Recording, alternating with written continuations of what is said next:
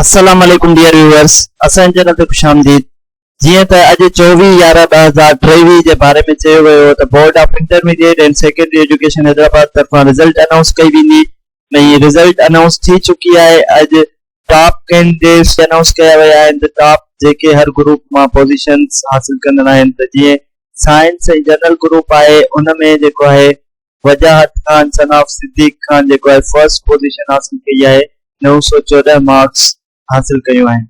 ऐं ईअं वानिया अब्दुल अज़ीज़ 907 मार्क खणे सेकंड पोजीशन ते आहे। ऐं संदीप कुमार जेको आहे थर्ड पोजीशन ते आहे, जेको डिग्री कॉलेज हैदराबाद केंट जो स्टूडेंट आहे, जेका सेकंड पोजीशन आहे और गवर्नमेंट हजरत गर्ल्स कॉलेज हैदराबाद जे हिस्से में वई आहे। ऐं जेको फर्स्ट पोजीशन होल्डर आहे उहो Saifee college of computer science Latifabad. ईअं ई हर ग्रुप जी टॉप 10 ऐं टॉप जेको आहे 3 पोजीशंस अनाउंस कयूं वयूं आहिनि। प्री इंजीनियरिंग ग्रुप में मरियम राशिद सन ऑफ राशिद हुसैन जेको आहे college of excellence for girls Latifabad 977 marks खणी फर्स्ट पोजीशन हासिल कई आहे। ईअं Hassan Ahmed Mushtaq Ahmed government boys degree college Kosar में मां पोजीशन सेकंड खई आहे। ईअं वलीद अहमद साजिद अहमद पाक तुर्क मारिफ इंटरनेशनल स्कूल एंड कॉलेज इसरा ब्रांच हैदराबाद में थर्ड पोजीशन हासिल कई आहे। ईअं ही टॉप 10 जी लिस्ट आहे। उन खां अलावा प्री मेडिकल ग्रुप में अरीशा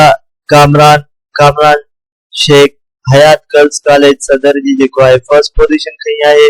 लाइबा Nadeem college of excellence for girls Latifabad जी 973 मार्कों खणी सेकंड पोजीशन हासिल कई आहे। ऐं मिशाल जेको आहे हायर कॉलेज लतीफाबाद में 973 मार्कों खणी थर्ड पोजीशन।